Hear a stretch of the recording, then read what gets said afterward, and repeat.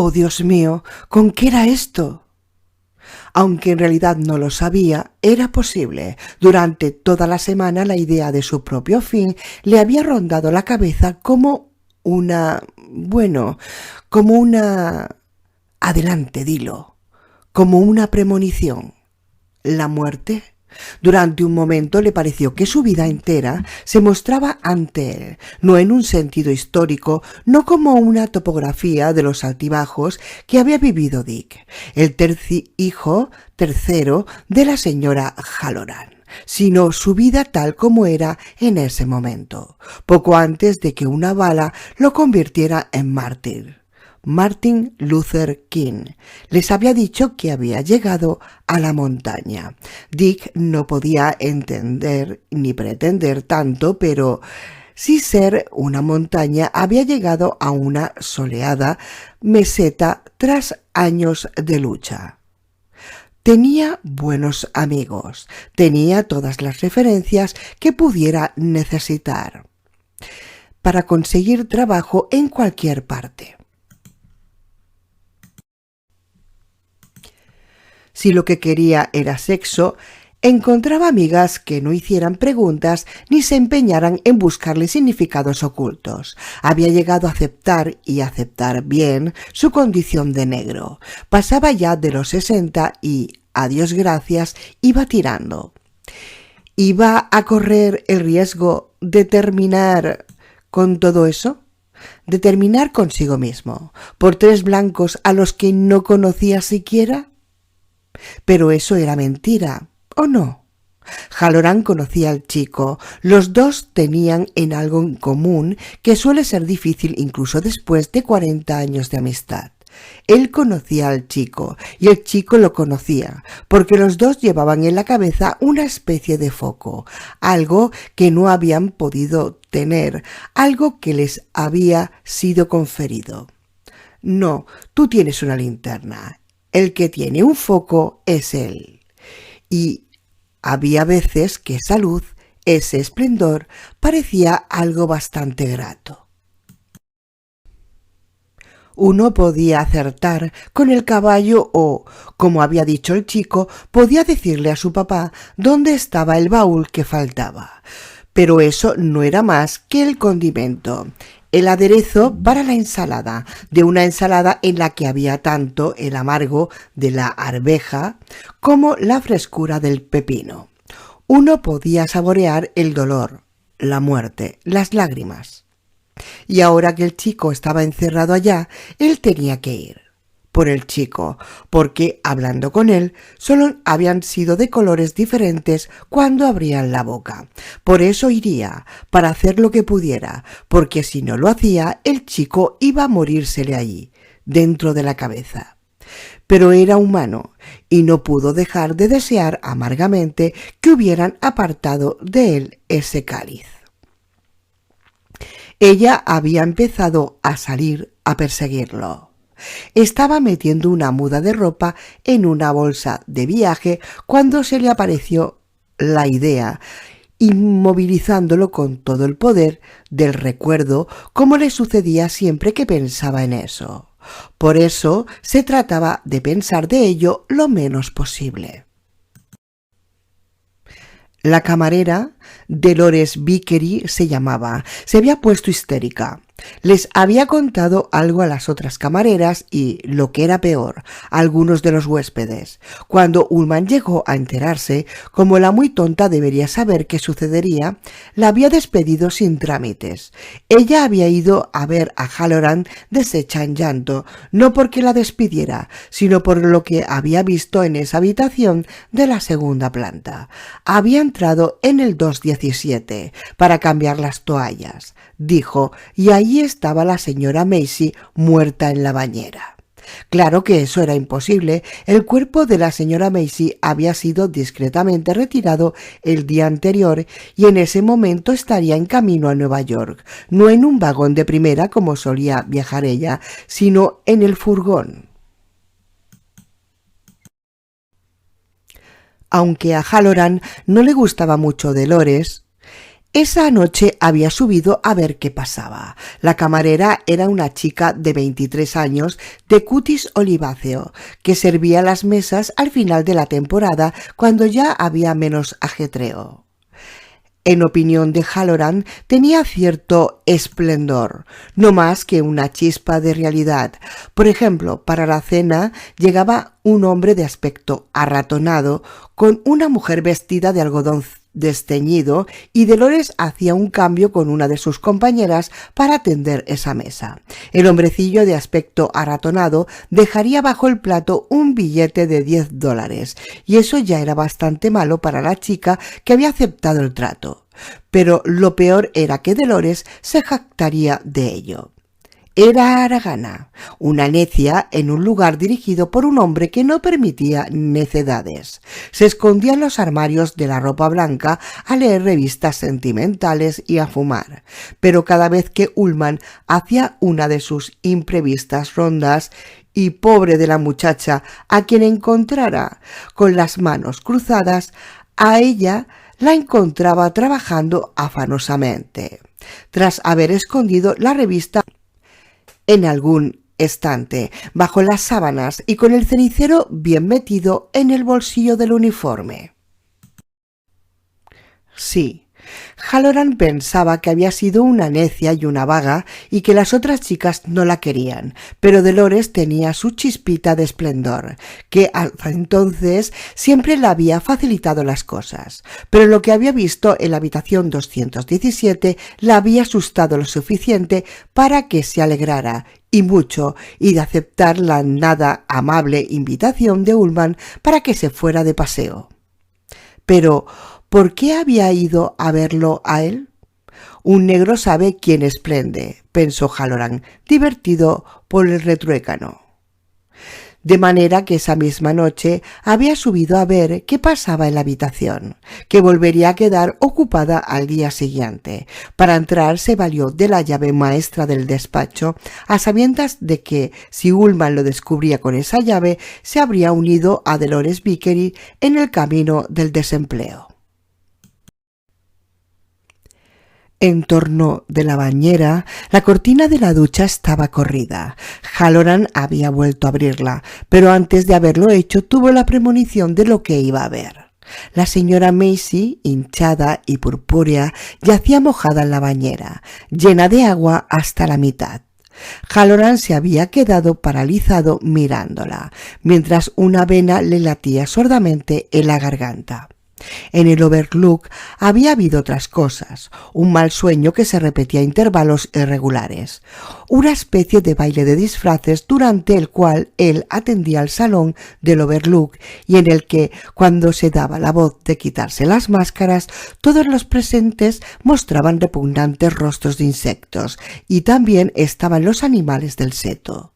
En 2 ocasiones, 3 tal vez, Halloran había visto o le parecía haber visto que se movían, casi imperceptiblemente.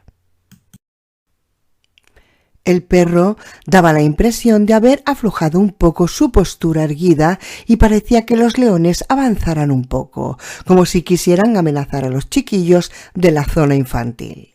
Y el año pasado, en mayo, Ullman le había encargado que fuera al desván a buscar el juego de atizadores de bronce que adornaban ahora la chimenea del vestíbulo. Mientras estaba allá arriba, se habían apagado de pronto las 3 bombillas que pendían del techo, y Halloran se había desorientado, sin poder regresar a la trampilla.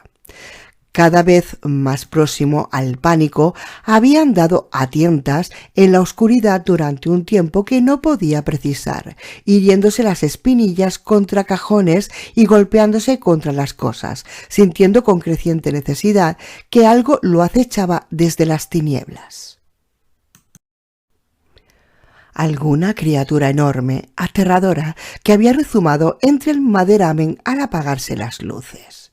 Y cuando empezó, literalmente, con el pasador de la trampilla, se apresuró a bajar todo lo que le quedaba en las piernas, dejando la puerta sin cerrar, sucio de polvo y desaliñado, con la sensación de haber escapado del desastre por un pelo. Después Ullman había ido personalmente a la cocina a informarle que había dejado la puerta del ático abierta y las luces encendidas. ¿Acaso pensaba que los huéspedes querrían subir allí a jugar a la caza del tesoro? ¿Y si se creía que la electricidad era gratuita?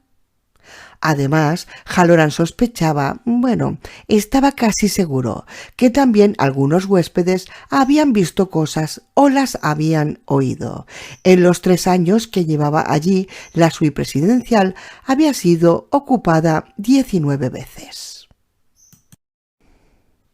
6 de los huéspedes que la habían ocupado se fueron del hotel antes de lo previsto, y algunos de ellos con bastante mal aspecto. En forma igualmente imprevista se habían ido otros huéspedes de otras habitaciones. Una noche de agosto de 1974, al anochecer, un hombre que había ganado en Corea la estrella de bronce y la estrella de plata, que en la actualidad formaba parte de la directiva de 3 importantes empresas y de quien se decía que había despedido personalmente a un conocido locutor de televisión, tuvo un inexplicable ataque de histeria mientras estaba en la cancha de golf. Y durante el tiempo que Halloran llevaba en el Overlook, había habido docenas de chicos que se negaban lisa y llanamente a ir a la zona infantil. Un niño había sufrido convulsiones mientras jugaba en los tubos de cemento, pero Halloran no sabía si atribuírselo al letal canto de sirena del Overlook o no, ya que entre el personal de servicio del hotel se había difundido el rumor de que la criatura, hija única de un apuesto actor de cine y que estaba bajo vigilancia médica por su condición de epiléptica, simplemente se había olvidado ese día de tomar su medicación. Pues bien, al mirar el cadáver de la señora Macy, Halloran se había asustado, pero sin llegar a aterrorizarse. La cosa no era del todo inesperada. El terror se apoderó de él cuando ella abrió los ojos, dejando ver las plateadas pupilas inexpresivas, y le dirigió una mueca, y se convirtió en horror cuando ella había empezado a salir y a perseguirlo. Entonces huyó, con el corazón palpitante, y no se sintió seguro ni siquiera después de cerrar la puerta tras él y volver a echarle la llave.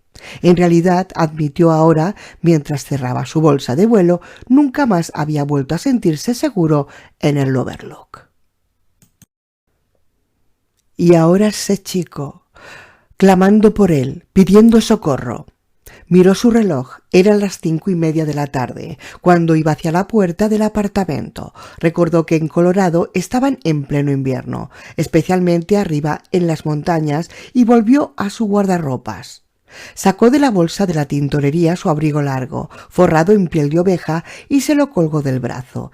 Era la única prenda de invierno que tenía. Apagó todas las luces y miró a su alrededor.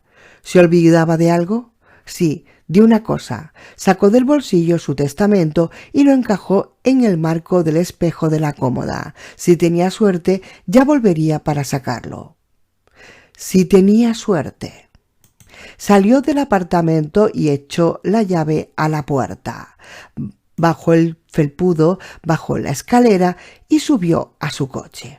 Mientras se dirigía al aeropuerto internacional de Miami, a distancia segura del conmutador, donde bien lo sabía, Quims o alguno de sus adulones podía estar escuchando, Halloran se detuvo en una lavandería automática para llamar a United Airlines. Preguntó por los vuelos a Denver. Había uno que salía a las 6:36. ¿El señor podría alcanzarlo? Halloran miró el reloj, que marcaba las 6:02, y contestó que podría. ¿Habría plazas para ese vuelo? Un momento, lo comprobaré. El auricular hizo un ruido metálico, seguido por el azucarado Mantovani. Debía suponer erróneamente que así la espera era más agradable. Halloran empezó a pasar el peso de un pie a otro mientras miraba alternativamente su reloj y a una muchacha que llevaba colgado a la espalda un bebé dormido y sacaba ropa de una de las lavadoras. La joven tenía que llegar a su casa más tarde de lo que había planeado. Pensaba que se le quemaría el asado y que su marido, Mark, Mike, Matt, se enfadaría. Pasó 1 minuto, 2, en el momento en que se decidía a seguir viaje y correr riesgo, volvió a resonar en el auricular la voz metálica de la empleada de reservas de vuelo. Había un asiento vacante en ese vuelo, una cancelación, pero era primera clase. ¿Tendría él inconveniente? No, lo reserva. ¿A pagar en efectivo o a crédito? En efectivo, nena. Lo que necesito es volar. Y su apellido era Halloran, con 2 L's y 2 N's. Hasta luego. Colgó y se apresuró a salir. Parecía que la sencilla obsesión de la chica, su preocupación por el asado, lo acosarían hasta enloquecerlo. A veces las cosas eran así. Sin un motivo alguno se recibía una idea así, completamente aislada, completamente pura y clara y por lo general completamente inútil. Casi lo alcanzó. Iba casi a 130 y estaba ya a la vista del aeropuerto cuando uno de los patrulleros de Florida lo detuvo. Halloran bajó la ventanilla eléctrica y abrió la boca para explicarle al policía, que pasaba las páginas de su libreta. «Ya sé», le dijo el otro en tono comprensivo. «Es de Cleveland, el funeral de su padre. Es que se casa su hermana en Seattle. En San José hubo un incendio que destruyó la tienda de caramelos de su abuelito, o una pelirroja estupenda que está esperándolo en la consigna de equipajes de Nueva York. Me encanta esta parte del camino, llegando al aeropuerto. Ya de pequeño en la escuela, la hora de contar cuentos era mi favorita». «Escuche, oficial, mi hijo está...» La única parte del cuento que nunca llegó a saber de antemano, continuó el policía, que ya había encontrado la hoja que buscaba. «Es el número de carnet de conductor de automovilista narrador en falta y la matrícula correspondiente. Sea buen chico y déjeme verlos». Halloran miró los tranquilos ojos azules del policía, pensó si valdría la pena insistir con el cuento que su hijo estaba muy grave y comprendió que con eso no haría más que empeorar las cosas. Ese tipo no era Quims. Sacó la billetera. «Estupendo», añadió el policía. «Hágame el favor de sacar los papeles, así puedo ver el final de la historia». Silenciosamente, Halloran sacó su carnet de conductor y el recibo de matrícula de Florida y se lo entregó. «Muy bien, también se merece un premio». «¿Qué?», preguntó Halloran esperanzado. «Cuando termine de anotar estos números, le voy a dejar que me hinche un globito». «¡Oh, por Dios!», gimió Halloran. «Agente, mi vuelo...» «Calladito», le aconsejó el policía. «No se haga el malo». Halloran cerró los ojos. Llegó al mostrador de United Airlines a las 6:49, esperando contra toda esperanza que el vuelo se hubiera demorado. Ni siquiera tuvo que preguntar. El monito de partidas, encendido sobre la puerta de entrada de los pasajeros, le informó que el vuelo 901 para Denver de las 6:36 hora del este había salido a las 6:40, hacía 9 minutos. «Mierda», masculló Dick Halloran. Repentinamente, denso y pegajoso, el olor a naranjas. Apenas si le dio tiempo para llegar al lavabo de hombres antes de recibir el mensaje, aterrado, ensordecedor. «Ven, Dick, por favor, ven». 39. En las escaleras. Una de las cosas que habían vendido para salir un poco del paso mientras estaban en Vermont, poco antes de mudarse a Colorado, fue la colección de antiguos álbumes de rock and roll y de rhythm and blues que tenía Jack, y que fueron a parar a la subasta a $1 por disco. Uno de esos álbumes, el favorito de Denny, era una colección de discos dobles de Eddie Corchan, con 4 páginas en la cubierta con notas de Lenny Kaye. Muchas veces a Wendy le había sorprendido la fascinación de Denny por ese determinado álbum, de un hombre niño que vivió deprisa y murió joven, que había muerto cuando ella solo tenía 10 años. Ahora, a las 7:15, hora de las montañas, en el momento en que Dick Halloran le contaba a Quims la historia del amante blanco de su exmujer, Wendy se encontró a Denny sentado en mitad de la escalera que iba del vestíbulo a la primera planta, pasándose de una mano a otra una pelota roja de goma y cantando con voz baja y monocorde una de las canciones de ese álbum. Wendy se le acercó, se sentó en uno de los escalones y vio que el niño tenía el labio inferior hinchado al doble de su tamaño y rastros de sangre seca en el mentón. Aunque el corazón le dio un salto de terror en el pecho, se las arregló para hablar con voz neutra. «¿Qué sucedió, Doc?», le preguntó, aunque estaba segura de saberlo. Jack le había pegado seguro. Era lo más probable, ¿no? Eso tenía que suceder. Las ruedas del progreso, que tarde o temprano lo llevaban a uno al punto de partida. «Llamé a Tony», explicó Denny. «Estaba en el salón de baile y creo que me caí del sillón, pero ya no me duele. Solo noto que el labio es demasiado gordo». «¿Fue eso lo que sucedió de verdad?», insistió su madre, mirándolo preocupada. «Papito no fue», le aseguró el chico. «Hoy no».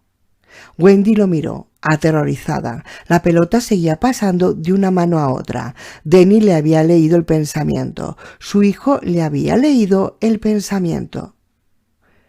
¿Qué fue lo que te dijo Tony, Denny?» «No importa».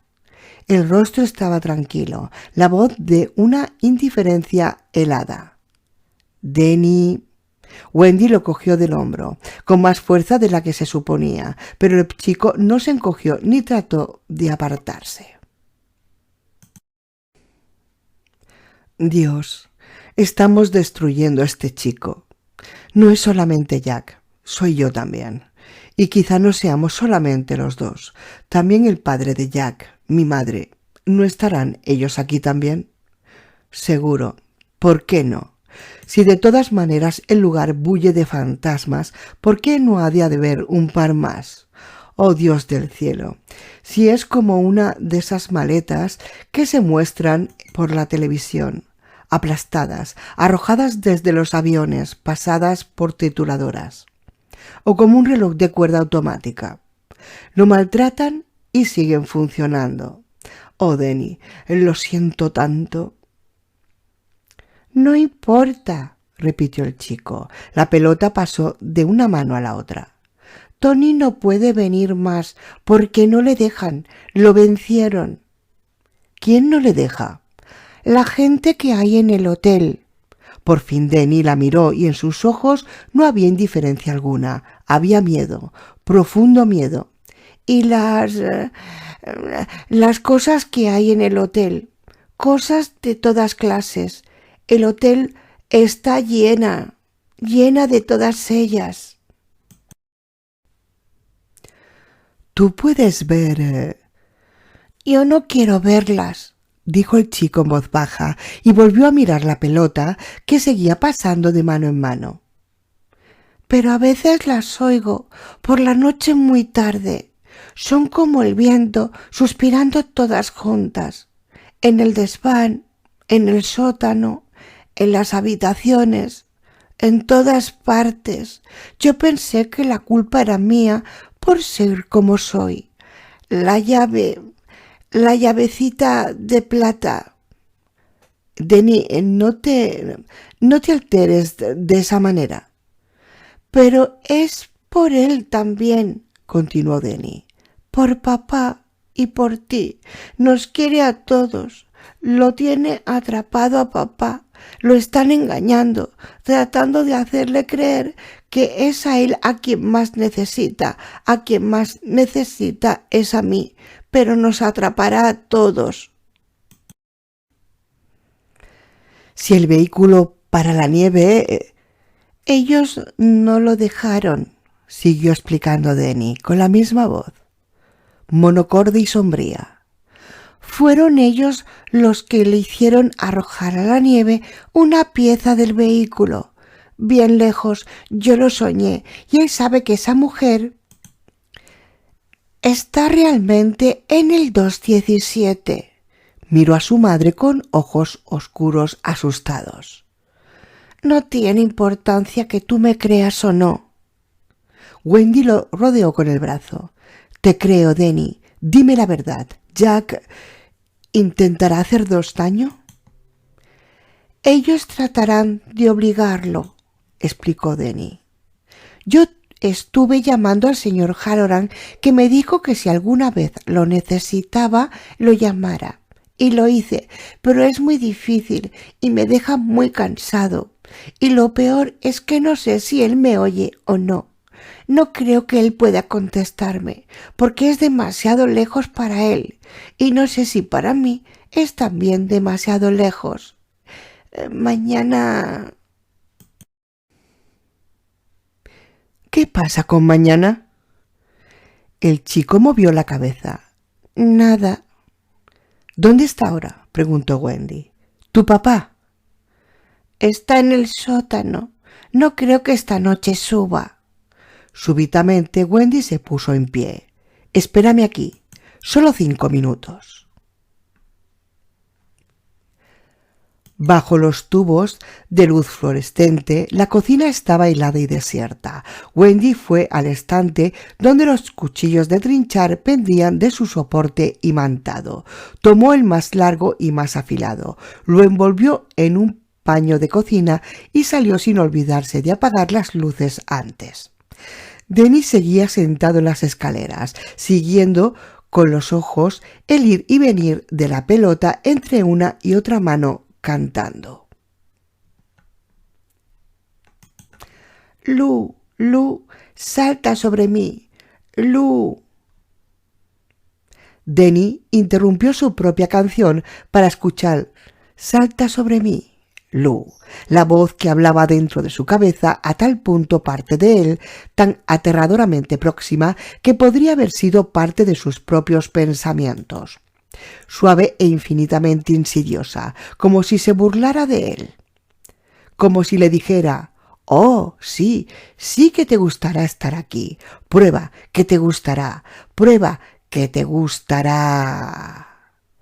Ahora que los oídos se le habían abierto, podía oírlos de nuevo.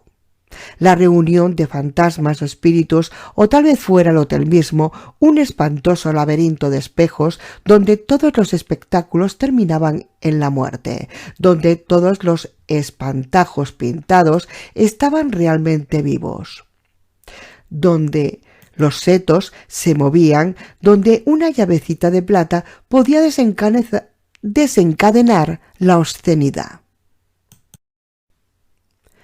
Suspirando suavemente, susurrando, cuchicheando como el interminable viento invernal que de noche jugueteaba bajo los aleros, entonando esa mortífera canción de cuna que los huéspedes del verano ignoraban.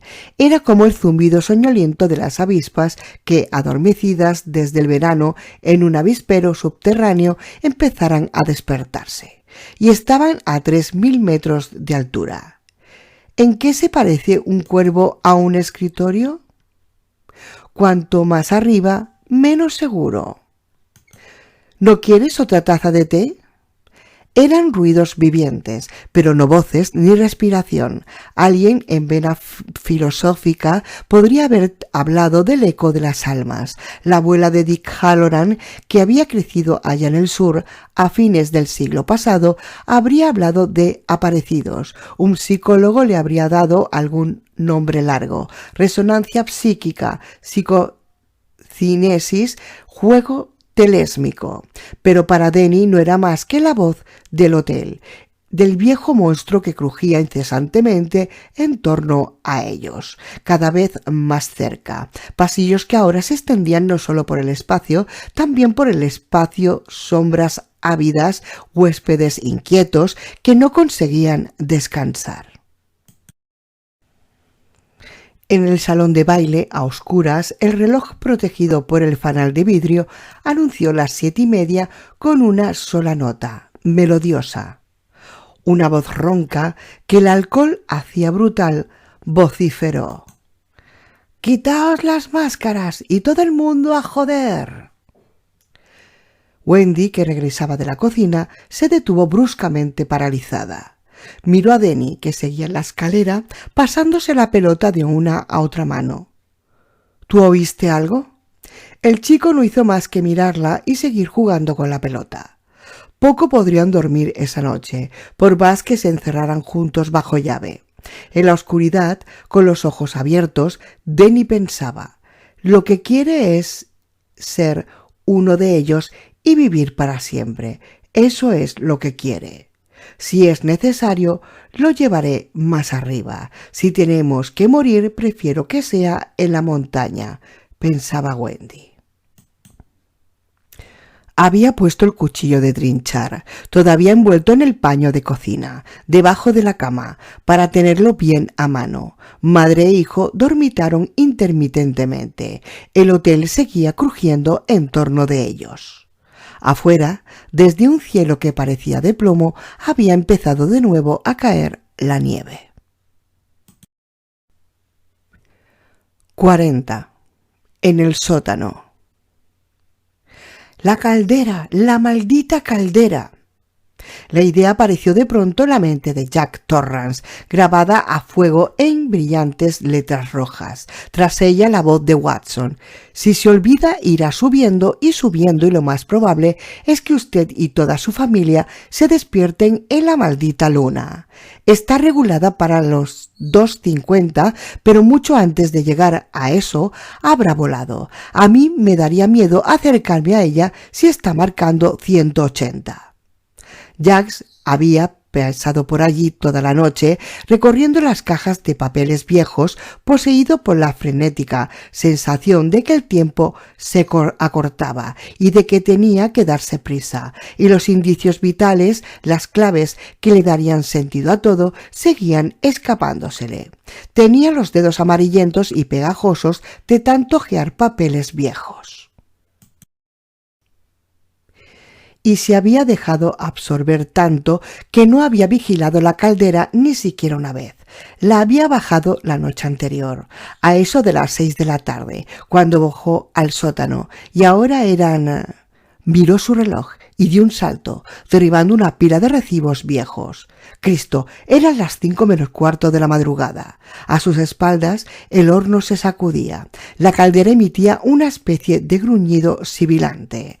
Corriendo fue hacia ella, con lo que había adelgazado en el último mes, y la cara cubierta de una barba de 2 días, tenía el aire ausente de un prisionero de campo de concentración. El manómetro de la caldera señalaba 210 libras por pulgada cuadrada. Jack se imaginó que hasta se veía cómo las viejas paredes de la caldera, soldadas y parcheadas, cedían bajo la fuerza mortífera de la presión. Se sube. A mí me daría miedo acercarme a ella si está marcando 180. De pronto le habló una voz interior, tentándolo fríamente. «Déjala que estalle. Vete a buscar a Wendy y a Denny y largaos de aquí. Déjala que vuele hasta el cielo». Podía imaginarse la explosión como un doble trueno que primero haría pedazos el corazón de ese lugar, después su alma. La caldera volaría como un relámpago anaranjado y violáceo que derramaría sobre todo el sótano una lluvia de esquirlas ardientes. Mentalmente Jack se imaginó trozos de metal al rojo rebotando por el suelo, las paredes y el techo como extrañas bolas de billar, atravesando el aire con mortífero silbido. Algunos, naturalmente, atravesarían volando el arco de piedra para ir a caer sobre los viejos papeles que había del otro lado, para convertirlos en un alegre infierno, a destruir los secretos, a quemar las claves. Un misterio que ningún ser viviente resolverá jamás. Después vendría la explosión del gas. Un gran estallido de llamas restallantes, una gigantesca llama piloto que convertiría en una parrilla la parte central del hotel. Escaleras, pasillos, techos y habitaciones, todo en llamas como en el último carrete de una película de Frankenstein. las lenguas de luego extendiéndose por las salas del hotel, devorando las alfombras entretejidas de azul y negro como huéspedes voraces, el empapelado sedoso achicharrándose, retorciéndose. No había rociadores automáticos, solo esas anticuadas mangueras y nadie que las utilizara. Y no había coche de bomberos en el mundo que pudiera llegar hasta allí antes de fines de marzo.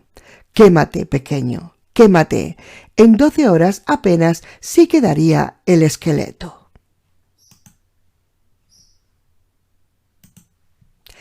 La aguja del manómetro había llegado a 212. La caldera crujía y gemía como una vieja que trata de levantarse de la cama.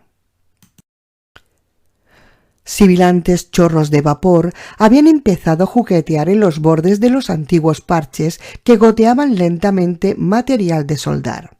Jack no veía ni oía nada, paralizado con la mano sobre la válvula que podía bajar la presión y amortiguar el fuego. Sus ojos resplandecían como zafiros dentro de las órbitas. Es mi última oportunidad.